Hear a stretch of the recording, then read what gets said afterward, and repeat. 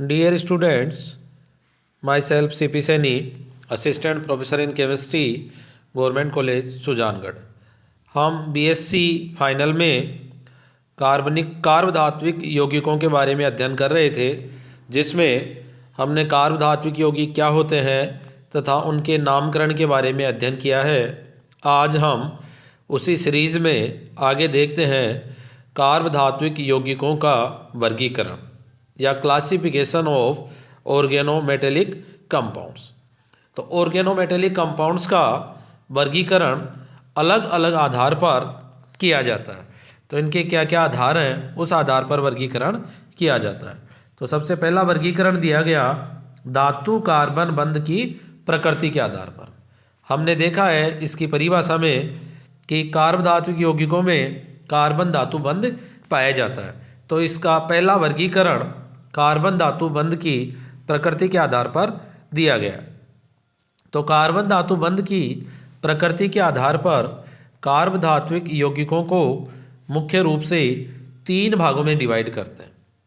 Carbon धातु बंध की प्रकृति के आधार पर ये 3 प्रकार के हो जाते हैं। कौन कौन से? Ionic compounds, covalent compounds and compounds with delocalised pi electron bond. इस तरह से 3 प्रकार के हो जाते हैं और इन तीनों को हम डिटेल से यहाँ पर देखेंगे या अध्ययन करेंगे।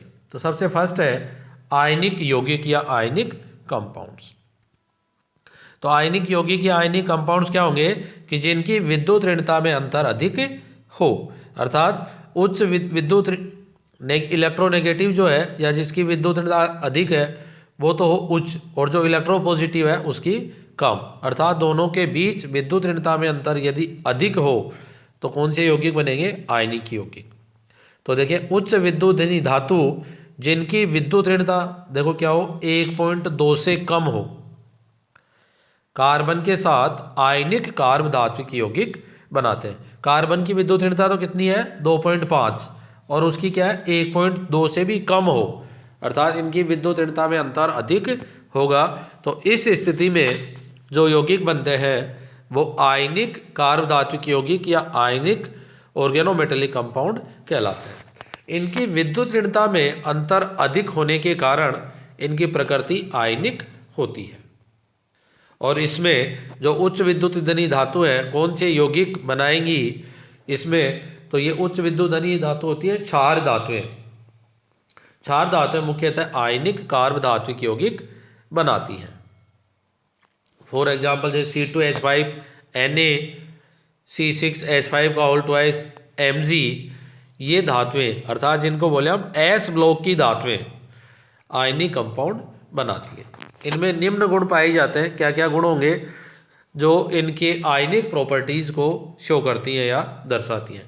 तो पहला है ये अध्रुवीय विलायक, जिसे हम हाइड्रोकार्बन सोलवेंट भी नाम दें, या वो नॉन पोलर हो, अर्थात उसमें आयनिक स्पीसीज नहीं बने, उसमें क्या रहते हैं? ये अविलय, जबकि ध्रुवीय विलायक या पोलर सोलवेंट में सोल्यूबल होते हैं। और हम जानते हैं सोलवेंट के लिए थ्योरी चलती है लाइक डिजोल्व लाइक, तो इसलिए ये आयनिक या पोलर सोलवेंट में सोल्यूबल है, जो क्या दर्शाते हैं कि इनकी नेचर आयनिक होगी। और नॉन पोलर में सोल्यूबल नहीं होते हैं, इसका मतलब इनकी नेचर नॉन पोलर ना होकर क्या है? पोलर नेचर होती है। सेकंड है कि ये विद्युत धारा का चालन करते हैं, अर्थात आयनिक यौगिक इलेक्ट्रिसिटी का फ्लो करते हैं, इसलिए क्या होंगे? ये आयनिक होंगे। तो किस तरह से विद्युत धारा का फ्लो करते हैं इसको एक एग्जाम्पल से यहाँ समझाया गया है। तो देखो C2H5Na, जैसे इसको डिजोल्व करते हैं या रखते हैं तो ये 2 आयनों में टूट जाता है, C2H5 नेगेटिव और Na सोडियम पॉजिटिव। तो जो अब ये आयन है ये अपोजिट इलेक्ट्रोड पर जाएंगे, तो नेगेटिव आयन एनोड पर जाते हैं और पॉजिटिव इलेक्ट्रोड कैथोड पर जाते हैं, और इस तरह से इनमें विद्युत धारा का प्रवाह होता है जो इनकी आयनिक प्रकृति को दर्शाता है। तीसरी है कि ये आयनिक यौगिकों की तरह डबल डिकम्पोजिशन या उभय अपघटन अभिक्रिया दर्शाते हैं। डबल डिकम्पोजिशन किस तरह से? जैसे एग्जाम्पल है C2H5Na, इसकी रिएक्शन करवा रहे हैं C2H5Br से, तो देखो दोनों इसमें टूट रहे हैं, तो C2H5 और Na का बॉन्ड ब्रेक हुआ, और इसमें C2H5 और Br के बीच का बॉन्ड ब्रेक हुआ, तो दोनों C2H5 यूनिट जुड़कर यह तो बना देती हैं ब्यूटेन, और साथ में क्या निकल गया, सोडियम ब्रोमाइड। इसी तरह से दूसरा एग्जांपल है C2H5Na रिएक्ट विद SiCl4, तो इससे बन गया C2H5 का whole 4 Si plus NaCl, tetra ethyl silicate. इस तरह से इसमें डबल डिकम्पोजिशन होता है जो आयनिक नेचर को दर्शाता है। ये यौगिक सब्स्टिट्यूशन रिएक्शन दर्शाते हैं। सब्स्टिट्यूशन रिएक्शन दर्शाना भी इनकी आयनिक प्रकृति को दर्शाता है, अर्थात ये इजीली आयनों में ब्रेक होकर सब्स्टिट्यूशन रिएक्शन दर्शाते हैं। यह C2H5Na react with benzene C6H6, तो यहाँ क्या होगा, C2H5 और Na के बीच का बॉन्ड ब्रेक हो जाता है। तो देखो इससे तो बन गया C6H5Na, और इससे जो H निकला वो C2H5 के साथ जुड़कर क्या बना देता है, C2H6। इस तरह से ये प्रतिस्थापन या सब्स्टिट्यूशन रिएक्शन दर्शाते हैं। इनमें कार्बन परमाणु के ऊपर तो कौन सा चार्ज होता है, नेगेटिव, और मेटल पर पॉजिटिव। अतः ऐसे अणु जिनमें ऋणावेश डीलोकेलाइज हो जाता है वे अधिक स्थायी होते हैं, और इस सीरीज में कौन से आएंगे, एरिल धातु कार्ब धात्विक यौगिक आते हैं। इस तरह से ऐसे यौगिक जिनकी विद्युत ऋणता में अंतर अधिक होता है वे आयनिक ऑर्गेनोमेटेलिक कंपाउंड्स में कंसीडर किए जाते हैं या उसमें शामिल होते हैं। सेकेंड टाइप के हैं सहसंयोजक यौगिक या कोवलेंट कंपाउंड्स। इसमें आएंगे कि ऐसे धातु और कार्बन की जिनकी विद्युत ऋणता में अंतर बहुत कम हो। तो देखिए ऐसी धातुएं जिनकी विद्युत ऋणता 1.5 से 2 के मध्य होती है।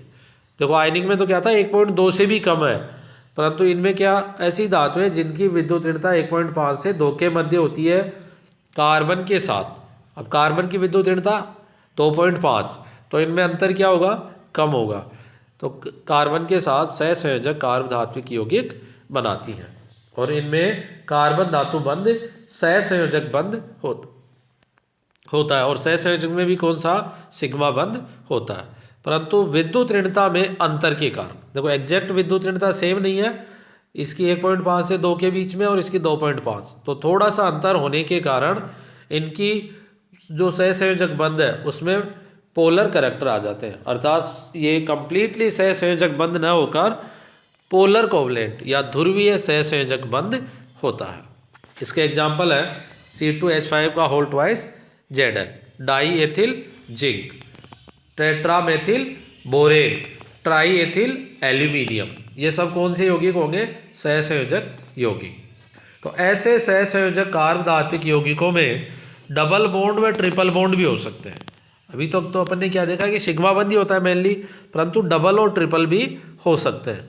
तो यौगिक जिनमें धातु कार्बन के बीच में द्विबंध पाया जाता है, देखो ये चीज़ कई बार शॉर्ट नोट में पूछी जा सकती है।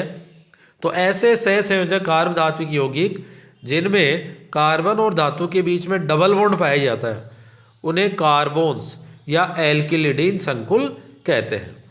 इसके विपरीत ऐसे धातु कार्बन बंध जिनमें धातु कार्बन के बीच में त्रिबंध पाया जाता है उन्हें कार्बीन्स या एल्किलिडाइन संकुल कहते हैं। तो देखो सहसंयोजक यौगिक में सिंगल बॉन्ड वाले, डबल और ट्रिपल वाले भी हो सकते हैं। तो डबल वाले को तो नाम देंगे कार्बोन्स और ट्रिपल वाले को नाम कार्बीन्स नाम दिया जाता है। तो देखो इसके एग्जाम्पल है R3P double bond CH2, R2SI double bond Cr2, यहाँ तो कौन सा बॉन्ड है, डबल बॉन्ड, और ये है BUT मतलब टर्सरी ब्यूटिल ग्रुप है, ये इसको शॉर्ट में लिख दिया BUT, CH2 का होल थ्राइस और साथ में W ट्रिपल बॉन्ड CMe का होल थ्राइस, इनके बीच में कौन सा है, ट्रिपल बॉन्ड है। इसी तरह की देखो ये एक ये संरचना और बना रखी है जहाँ भी कार्बन और धातु के बीच में ट्रिपल बॉन्ड होता है। तीसरे टाइप के यौगिक 3 भागों में हमने डिवाइड किया है, 2 हो गए। तीसरे है विस्थानीकृत इलेक्ट्रॉन बंध युक्त यौगिक या compounds with delocalise pi electron bond. तो ऐसे कार्ब धात्विक यौगिक जिनमें असंतृप्त कार्बनिक समूह है। असंतृप्त कार्बनिक समूह में क्या क्या हो सकता है, एल्कीन हो सकती है, बेंजीन हो सकती है, के डीलोकेलाइज पाई इलेक्ट्रॉन अभ्र जो पाई इलेक्ट्रॉन क्या होते रहते हैं, डीलोकेलाइज होते रहते हैं, घूमते रहते हैं, और धातु परमाणुओं के रिक्त कक्षकों के मध्य अतिव्यापन होता है, तथा साथ ही कार्बन परमाणु के रिक्त कक्षकों व धातु के पूर्ण कक्षकों के मध्य भी अतिव्यापन होता है। तो दो तरह से इसमें देखो अतिव्यापन हो रहा है कि पहला तो किसके, धातु परमाणु के रिक्त कक्षक में असंतृप्त कार्बनिक समूह के पाई इलेक्ट्रॉन जाते हैं, और दूसरा कार्बन के रिक्त कक्षक में धातु के पूर्ण भरे कक्षकों से अतिव्यापन होता है। डीलोकेलाइज्ड पाई इलेक्ट्रॉन, ये यौगिक क्या कहलाएंगे, डीलोकेलाइज्ड पाई इलेक्ट्रॉन बंध युक्त यौगिक कहलाते हैं। और इसके द्वारा देखो इलेक्ट्रॉन धातु से कार्बन की तरफ जा रहे हैं और कार्बन से कहा रहे हैं धातु की तरफ, तो इसके कारण बंध में डबल बॉन्ड करैक्टर आ जाते हैं, और इस प्रकार के यौगिक संक्रमण धातुओं के द्वारा बनाए जाते हैं। क्यों? क्योंकि उनमें पूर्ण भरे हुए कक्षकों के साथ साथ रिक्त डी कक्षक भी पाए जाते हैं। इसीलिए क्या हो, इस बॉन्डिंग को कौन सी नाम देते हैं हम, बैक बॉन्डिंग। और बैक बॉन्डिंग के लिए मेटल में क्या होनी चाहिए, रिक्त कक्षक भी होने चाहिए। इसलिए compounds with delocalised pi electron bond वाले यौगिक संक्रमण धातुओं के द्वारा बनाए जाते हैं। देखो इसी को हमने डायग्राम रूप में दर्शाया है। देखो ये पाई बंद बना दिया, और ये किसको इलेक्ट्रॉन दे रहा है, धातु को। दूसरा क्या बनाया इसमें हमने कि जो धातु के रिक्त पूर्ण भरे हुए कक्षक है वो किसको इलेक्ट्रॉन दे रहे हैं, असंतृप्त कार्बनिक के रिक्त पी कक्षकों। तो इस तरह से ये बैक बॉन्डिंग हो जाती है। पहला तो है पाई बंध से रिक्त धात्विक कक्षक की ओर इलेक्ट्रॉन की बॉन्डिंग, और इसमें दर्शाया गया है भरे हुए धात्विक कक्षकों से रिक्त पाई स्टार कक्षकों की ओर इलेक्ट्रॉन की पश्च बंध या बैक बॉन्डिंग। इस तरह से धातु में दोनों तरफ से बॉन्डिंग होती है, जिसके कारण डीलोकेलाइज पाई इलेक्ट्रॉन वाले ऑर्गेनोमेटेलिक कंपाउंड्स बनते हैं। और इनको देखो फिर वापस आगे दो भागों में डिवाइड कर सकते हैं। किस तरह से, पहला तो होगा ओलिफिनिक या एसिटिलीन यौगिक। ओलिफिनिक या वह एसिटिलीन, ओलिफिन का मतलब तो जिनमें डबल बॉन्ड हो, और एसिटिलीन यौगिक जिनमें ट्रिपल बॉन्ड हो। तो ये संक्रमण धातुओं के द्वारा बनाए जाते हैं। इनमें द्विबंध या त्रिबंध के पाई इलेक्ट्रॉन धातु के रिक्त डी कक्षकों के साथ अतिव्यापन करते हैं, जबकि धातु के पूर्ण भरे हुए कक्षक ओलिफिन या एसिटिलीन के रिक्त विपरीत बंधी कक्षकों के साथ अतिव्यापन करते हैं। जिससे ओलिफिन भाग लेगा तो वो होगा ओलिफिन यौगिक, और एसिटिलीन भाग लेगा वो होता है एसिटिलीन यौगिक। इसके दो एग्जाम्पल, जैसे C2H4 व PtCl4 का 2- से यौगिक बने PtCl3 C2H4-, अर्थात जाई से साल्ट का निर्माण किसका एग्जाम्पल होगा, ओलिफिन ऑर्गेनोमेटेलिक कंपाउंड्स का एग्जाम्पल हो जाता है।